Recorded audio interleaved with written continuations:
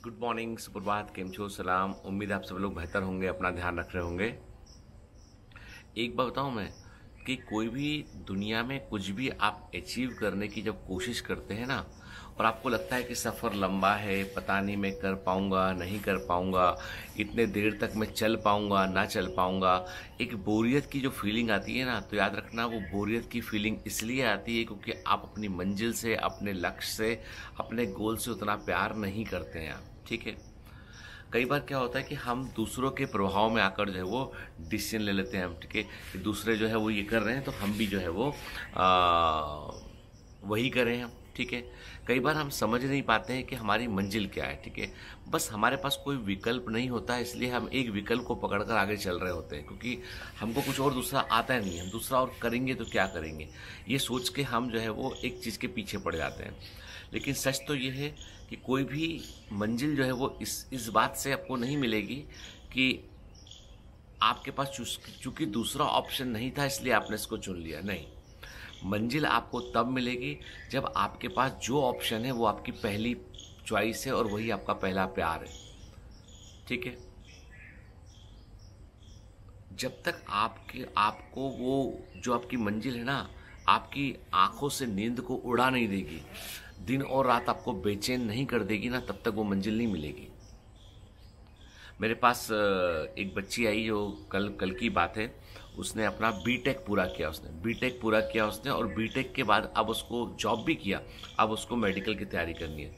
तो मैंने उसको यही बोला कि बेटा देख, तू इतना पढ़ चुकी है, इतने अच्छे कॉलेज से बीटेक किया है, फिर भी तेरा मन मेडिकल में जाने का है, तो तेरे को जो है दिल्ली एम्स से नीचे नहीं जाना। एम्स दिल्ली से नीचे बिल्कुल नहीं जाना है। अब अपने को 720 का ही टारगेट करना है। तो मैं देख पा रहा हूँ कि कई बार क्या होता है, कई बच्चे जो है ना कुछ पा लेने के बाद भी बेचैनी को महसूस करते हैं, और वही बेचैनी जो है वो ड्राइविंग फोर्स से वही उनको आगे तक लेकर जाती है। बेचैन होना जरूरी है, लेकिन उस बेचैनी को मिटाने के लिए कोशिश करना और ज़रूरी है। जब तक हम कोशिश नहीं करेंगे, जब तक हम एफर्ट्स नहीं करेंगे, जब तक हम जो है वो पूरा जी जान नहीं लगा देंगे, तब तक मंजिल नहीं मिलेगी। याद रखना, इंतज़ार करने वालों को वो चीज़ें मिलती हैं जो संघर्ष करने वाले छोड़ जाया करते हैं। इंतज़ार करने वालों को वो चीज़ें मिलती हैं जो संघर्ष करने वाले छोड़ जाया करते हैं। तो आप जो है वो इंतज़ार मत करो, आप अपने हक का जो है उसके लिए प्रयास करो, पूरा एफर्ट करो। क्यों नहीं मिलेगा, है ना।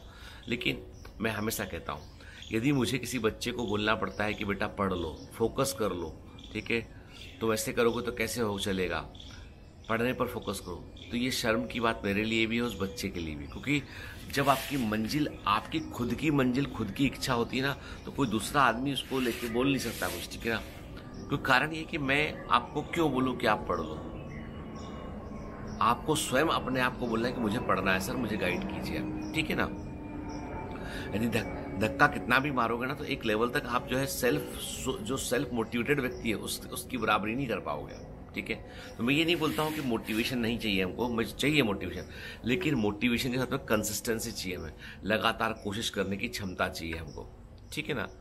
जैसे आप देखते हो ना कि एक कभी झरने को गौर से देखना, झरना जब ऊपर से पानी का नीचे गिरता है ना, तो चट्टानें होती, चट्टानों में दरार पड़ जाती है पूरी। पानी और चट्टान में कोई मजबूती में देखो तो भाई चट्टान मजबूत है, पानी फेंक के मारोगे लगेगी नहीं किसी को, चट्टान फेंक के मारोगे आदमी मर सकता है। ठीक है। पॉइंट ये है कि भाई वो भारी है, लेकिन वो भारी भी हल्के हल्के प्रयासों से उसमें भी दरार पड़ जाती है। मतलब ये है कि छोटी छोटी कोशिशें भी बड़े रंग लेके आती हैं। तो आज कई बच्चों को लगता है कि सर मैं आज की क्लास में या आज मैंने जो पढ़ा है, मैंने ऑनलाइन में या ऑफलाइन में, तो मैंने थोड़ा सीखा। मैं कहता हूँ कोई बात नहीं, जहाँ शुरू की वहाँ से आगे बढ़े ना, तो और कोशिश करोगे और आगे बढ़ोगे। मतलब आपका जो फर्ज है वो है कि आपको रोज में आगे बढ़ना है, आपको हार नहीं माननी, रुकना नहीं है आपको। रुकना पाप है, रुकिए नहीं, आगे बढ़िए। धीमे चल सकते हैं पर हम जो है वो आगे बढ़ेंगे।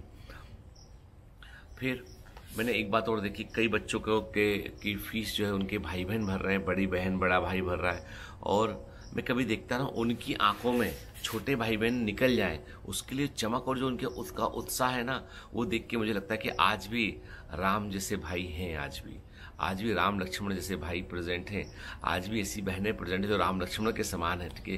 मतलब हम एग्जाम्पल लें तो हम बोलेंगे भी फीमेल वर्जन बोलेंगे उसका, पर हैं लोग कर रहे हैं कोशिश, ठीक है ना। तो मैं जब कभी देखता हूँ ना तो बच्चों को लगता है कि ये अपना सपना जी रहे हैं, पर बहुत सारे लोगों के सपने जुड़े होते हैं, बहुत सारे लोगों की इच्छाएं आपसे जुड़ी होती हैं। इसलिए कभी भी प्रयास करने में बेटा कोई कमी मत रखना। जब पूरे प्रयास कर लिए उसके बावजूद यदि मंजिल नहीं मिल रही है तो मतलब ईश्वर ने कुछ बेहतर सोच रखा है हमारे लिए, ईश्वर ने कुछ बेहतर सोच रखा है, पर प्रयास करना बंद मत कीजिएगा। चलिए ना, मैं वही बोलूँगा आपसे बेटा कि हर दिन अपने आप को रोज ये बात कहनी है कि मैं एक साधारण नहीं हूँ और मुझे कुछ हासिल करना है, कुछ करना है मुझे, और इस साल ही करना है, ठीक है। और टारगेट बैच में बेटा एडमिशन चल रहे हैं और टारगेट बैच जो है वो 1 जून से शुरू हो रहा है, रेगुलर क्लासेस की जो है। और हम पूरी कोशिश कर रहे हैं बेटा कि हम लोग जो है बेहतर और बेहतर दें इस बार ऑनलाइन में आपको। मेरे दिमाग में बहुत डाउट थे इस बात को लेके कि क्या टारगेट बैच में लाइव क्लास रखना चाहिए या रिकॉर्डेड क्लास रखना चाहिए। आप अपना ओपिनियन जरूर दीजिएगा। कारण ये है कि लाइव क्लास में कुछ प्रॉस एंड कॉन्स है। लाइव क्लास में एकमात्र जो एडवांटेज है कि एक सिस्टम शेड्यूल बन जाता है आपका, लेकिन डिसएडवांटेज ये है कि स्ट्रीमिंग का कई बार इशू होता है, सिलेबस को पूरा करने का थोड़ा सा इशू होता है, क्वालिटी जैसे रिकॉर्डेड लेक्चर में क्या होता है कि आप रात को भी डाउनलोड करके देख सकते हैं। तो बहुत सारे एडवांटेज, डिस्टर्बेंस सबसे कम है फ्रेशली रिकॉर्डेड लेक्चर्स में, ठीक है। सिस्टम और शेड्यूल पूरा फॉलो कर पाते हैं आप। लाइव में एकमात्र ये है कि आपको ऐसा लगता है कि भाई सर सामने पढ़ा रहे हैं, लाइव पढ़ा रहे हैं, वो वाली फीलिंग आपको आती है। लेकिन डिस्टर्बेंस, डिस्ट्रैक्शन, हम तो लाइव सेशन लेते हैं तो उनको पता है कि होते हैं उसमें, ठीक है। पर फिर भी मैं एक ओपिनियन लेना चाहूँगा आपका, आप क्या सोचते हैं टारगेट बैच के बारे में। वो लाइव होना चाहिए या जैसा शेड्यूल्ड रिकॉर्डिंग चल रही वैसा ही होना चाहिए ताकि आपका कोर्स समय पर पूरा हो सके। मेरे टीचर भी इस बात को लेकर कन्फ्यूज हैं, क्योंकि हम लोग देखो रिकॉर्ड तो करते ही हैं, हम लोग चाहे तो लाइव कर सकते हैं उसको, लेकिन समस्या वही है कि हम ये चाहते हैं आपसे कि आपका कोर्स सिलेबस समय पर पूरा हो। मान लो कभी 3 दिन मेरी तबीयत ठीक नहीं है तो आपका क्लास ना रुके, आपका कोर्स डिले ना करे, क्योंकि आपके लिए एग्ज़ाम मुझसे ज़्यादा इंपॉर्टेंट है, मुझसे ज़्यादा इंपॉर्टेंट है।